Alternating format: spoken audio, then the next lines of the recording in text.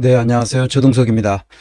자, 김건희의 나라에서 유능함과 무능함에 대해서 우리가 분별해야 되는데, 유능하다는 게 뭐고 무능하다는 게 뭔지를 또 계속 얘기해 보겠습니다. 쇼츠에 보면, 이런 게 있더라고요. 그래서 잠깐, 용산에 있는 검찰 라인은 여사가 꽂았다는 게 있습니다. 한번 보십시다. 이종호 측 변호인과 네. 술을 마신 분이 전하는 건데 이 대표한테 자세히 들었다. 어떤 경로로 로비가 돼서 어떤 세력이 이 문제를 풀어갔느냐. 그러면서 용산에 있는 검찰 라인을 지목했거든요. 결국 로비가 성공해서 그 로비의 결과를 집행한 세력이 용산에 있는 검찰 라인이다. 쉽게 하면 그러면 구명 로비의 통로가 검사 출신 용산 직원들이었다 이 말씀이죠. 그렇죠. 그분들한테 최종적으로 이제 임무가 떨어졌다는 예. 거거든요. 그럼 검사 출신 용산 인사들과 김건희 여사는 지금 이 의혹에서 어떤 위치에 있다고 정리를 그 해야 되는 제보의 내용을 그대로 전달하면요. 예. 김건희 여사가 꽂아놓은 이런 표현이 있어요. 아 잠깐만 그런 표현이 나오고요. 제보에는 이 파일에 있다는 게 아니고요. 제가 들었던 올 초의 제보에 네. 엄청난 얘기죠. 김건희가 다 한 겁니다. 인사를 다 한 거예요. 최재형 목사와의 이 대화에서도 그런 얘기가 나오고, 카톡 한 이야기도 보면 다 김건희가 알아서 다 한 겁니다. 최순실의 나라에서 5년 만에 김건희의 나라로 바뀐 겁니다. 어쩌다 이렇게 됐을까요? 5년 만에. 문재인 정부 5년 동안 무슨 일이 있었길래 5년 만에 최순실의 나라가 김건희의 나라로 바뀌었냐는 거예요. 이 의문이 들지 않습니까? 이 의문이 들지 않으면 문제가 있는 거예요. 사람이 어떻게 나라가 이 꼴이 됐지? 김건희의 나라가 됐잖아. 이거 뭐야 이게? 나는 문재인 정부를 원인으로 삼지만 문재인 정부가 모두 다 잘못됐다는 얘기를 하는 게 아니에요. 문재인 정부에서 잘한 게 있어요. 잘한 게 뭐죠? 사무관이나 중앙부처 과장급이 할 일들, 그런 거는 다 잘했어요. 예를 들면 뭐 뇌물수수를 안 한다든지, 뭐 가급적 법률을 다 그 소소한 법률 체계를 지킨다든지. 법률이라는 게 뭐예요? 우리가 가지고 있는 상식의 맨 밑바탕에 있는 거 아니에요. 그게 법률이잖아요. 우리는 근데 법률 위에서 살기 때문에 법률과 상관없이 우리의 일상생활이 이루어지고 있거든요. 그건 법률과 아무런 관련이 없는 저 고등한 정신 능력을 가지고 우리가 삶을 이룩하고 있단 말이에요. 우리 세계가 다 그렇게 돼 있어요. 법률 밑으로 빠지는 애들은 이게 아주 몰상식한 애들이죠. 그러니까 문재인 정부는 법률 위에서 법률을 지키는 것까지는 잘 하려고 애를 썼어요. 그거 칭찬할 만하죠.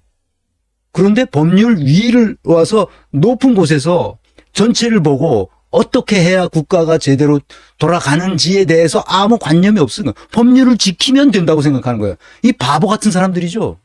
정치는 법률 위에서 나라 전체가 잘 돌아가게끔 만드는 게 정치거든요. 그런데 법률을 지켜, 법률을 지키느라고 나라가 엉망진창이 됐는데도 그걸 모르고 있어. 그러니까 사무관 과장급에서나 할 일을 문재인 정부에서는 잘했어요. 그런데 그 위에서 전혀 하지 않은 거죠. 조국, 김두관, 김동연의 오늘날의 행태를 잘 보세요. 얘네들이 무슨 짓을 하고 있나? 설레발만 까는 거야. 그리고 지금 하는 사람들 욕하고, 김동연은 봐. 지가 할 일은 못해. 지가 마땅히 했어야 할 일을 안 하고 앉았어요. 그 법률은 다 지켰겠지. 법률은 다 지켰어. 근데 아무 일도 못해. 진짜 중요한 거는 안 해. 김두관 똑같습니다. 김부겸 똑같아요. 조국 똑같습니다. 그냥 설레발만 까는 거예요. 계속. 이낙연 똑같습니다. 임종석 똑같아요. 노영민 똑같습니다. 정작 시원하게 정의를 구현해야 할 일에 대해서는 손 놓고 있었어요. 그래서 어떻게 됐어요? 최순실이 나라에서 김건희의 나라로 5년 만에 바뀐 겁니다.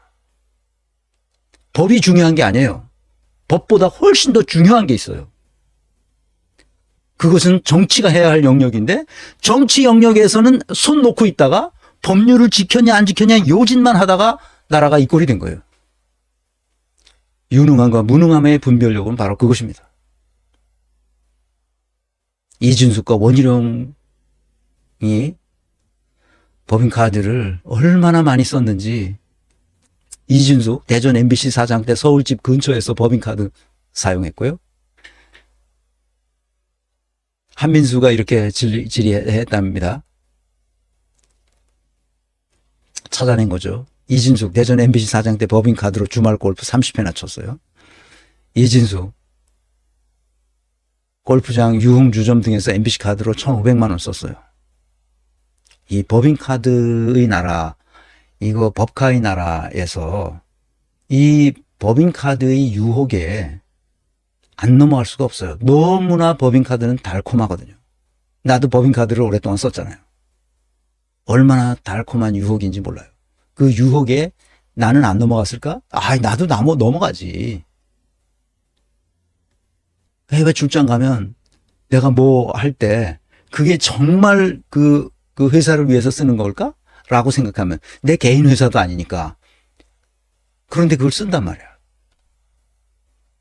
내가 뉴욕 출장 갔는데 거기서 보니까 옛날에 내가 하는 나왔으니까 하는 동기도 거기 뭐 뉴욕 사무소에 나와 있고. 그러니까 한번 만나봐야 될 거 아니야. 만나서 밥 먹을 때 내 친구 만나서 밥 먹는데 법인카드 쓰는 거야. 회사 일과 아무 상관이 없어. 내 개인적인 일이지. 내가 그랬다고. 그 법인카드의 유혹에 이걸 법인카드로 써도 돼? 안 써도 돼? 이게 오래전 얘기지만 벌써 20년쯤 된 얘기야. 그런 달콤한 유혹이 있기 때문에 법인카드를 쓰지 않는 게 제일 좋습니다. 법인카드를 아예 발부하지 않는 게 제일 좋아요. 나는 그래서 내가 그 경험이 있기 때문에 2013년 내가 미디어 협동조합 국민TV를 할 때 내가 그 경영 담당 책임자였기 때문에 법인카드를 발급하지 않기로 내가 결심을 했어요. 그때 2013년 3월에 출발했는데 그래서 창립총회도 하고 모든 그 정관과 이런 그 비전 선언문 같은 거 이런 거 다 내가 만들어서 출발을 했습니다. 그런데 그 임원들이 법인카드 발급해달라고 계속 나만 보면 사무국장한테도 그러고 나한테도 그러고 법인카드 발급해달라고. 그래서 안 된다. 하도 난리를 부려서 안 되겠다. 그래서 여러분한테 내가 그걸 증거를 보여주려고 내가 옛날 이 자료를 해서 이게 뭐야 이게 보이시나? 잘 보이시나? 법인카드 사용 및 관리 지침이라는 걸 만들었어요. 그래서 이사에 통과해가지고 그거를 반드시 이대로 써라. 이게 며칠 날 발표됐냐? 바로 이렇게 3월 달에 출발했는데 하도 난리를 해서 8월 31일자로부터 시행하는 걸로 법인카드 사용 및 관리 지침. 이래서 이대로 써라. 지급 대상, 법인카드 지급 대상, 법인카드 관리, 사무국에서 관리하는데 일일이 이것을 다 해가지고 이사회에 보고해라. 그래서 어디서만 법인카드가 사용돼야 된다. 법인카드 사용은 어떻게 해야 되고 몇 시서부터 몇 시까지 써야 되고 어떤 업종에 써야 되고 어떻게 써라. 그 분할 결제는 절대 안 된다. 그 다음에 사용 범위는 뭐다. 공용 물품을 구매할 때 써라. 그 다음에 복리후생비로 쓸 수 있다. 그러니까 임직원들이 점심 먹을 때 그런 법인카드를 쓸 수 있다. 그리고 회의 준비용에 필요한 그 부대 비용 같은 거 다 쓸 수 있다. 그 다음에 접대비로 쓸 수 있다. 접대비는 어떻게 쓰느냐? 접대 상대방의 정보를 확실하게 명기해야 돼. 어떻게 했냐? 이름, 소속, 직책, 연락처까지 써야 돼. 접대했는데 그 사람 연락처도 없이 접대를 할 수 없잖아. 그리고 접대 목적이 뭐냐? 다 써야 돼. 그리고 그 어디서 쓰면 안 된다 하는 걸 이제 다 얘기했고, 그리고 반드시 이것은 사무국에 제출해서 사무국이 이런 그 48시간 내에 그것이 적당하게 썼는지를 확인해야 돼. 그리고 그 사무국은 수시로 법인카드 사용 내용을 모니터링 해가지고 보고하도록 되어 있고, 부정한 사용이 됐다고 되는 것은 조사를 할 수 있게 만들었고, 조사한 다음에 그것이 부정하게 사용됐음이 확인되면 반드시 사용자가 즉시 배상해야 돼. 즉시 배상하는데 즉시 배상할 수가 없는 경우에는 급여에서 까는 걸로 그렇게 했어. 급여에서 공제한다 이렇게 됐고, 만약에 그런 것이 반복 사용되는 경우, 반복 사용한 경우 취업규칙에 따라 처벌한다. 내가 법인카드로 망한 나라라는 걸 내가 이 문제의식을 가지고 있었어요. 내가 회사에서 근무할 때.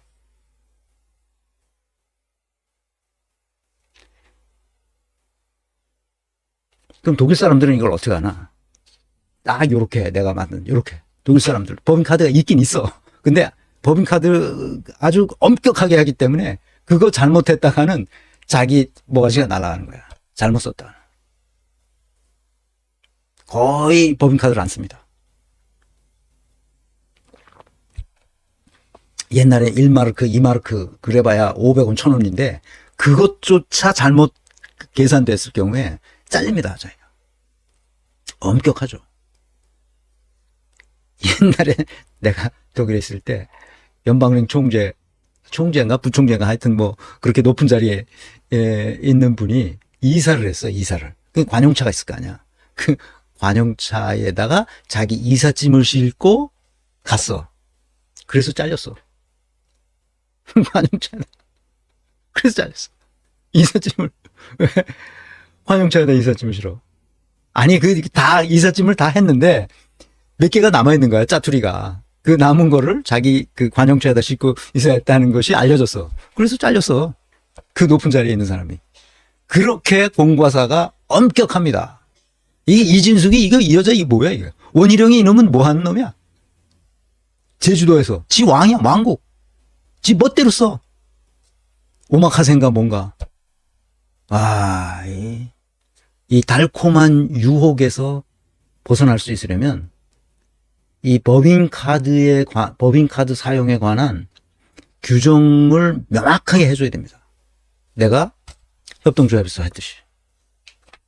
그리고 잘못 썼을 땐 반드시 배상하도록 하고, 반드시 그것을 원위치시키고, 그리고 그것이 몇 번에 걸쳐서, 그 횟수는 정해야 돼요. 몇 번에 걸쳐서 이렇게 반복적으로 됐다. 그러면 반드시 처벌해야 됩니다. 이거는 공직에 나간 사람은 더욱 그래야 되죠. 근데 이건 뭐 주식회사 MBC, 대전 MBC였으니까 거기도 이렇게 엉터리로 관리했을 가능성이 높죠. 그러니까 엉망진창이 된 거예요. 그러니까 나라가. 이 법인카드의 나라 이거 조심해야 됩니다. 법인카드를 아예 없애버리는 게 좋습니다. 없애버리는 게 좋고요. 근데 하도 그래서 어떻게 되냐? 내가 이렇게 엄격하게 관리해서 어떻게 되냐? 그래서 몇 달 후에 8월 달로부터 시작했잖아. 8월 말서부터 시작했잖아. 몇 달 후에 사무국장이 그걸 가져왔어. 보는데 엉망진창으로 쓴 게 나타나잖아. 그래서 어떻게 됐겠어? 내가 누구라고는 말 안 하지만 그때부터 엉망진창이 된 겁니다. 말이 통하질 않아요. 말이 통하질 않아. 아유, 네, 이런 사람들이 언론계에 있었다는 게 정말 한심한 거죠. 한심한 거죠. 내가 그래서 더 이상 이런 사람들하고 같이 일한다는 게 나 자신이 부끄러웠습니다. 그래서 그만뒀죠. 그래서 망한 겁니다. 이 작은 거짓말에서 모든 것이 시작됩니다. 방통이 영명체제로 바뀌었습니다.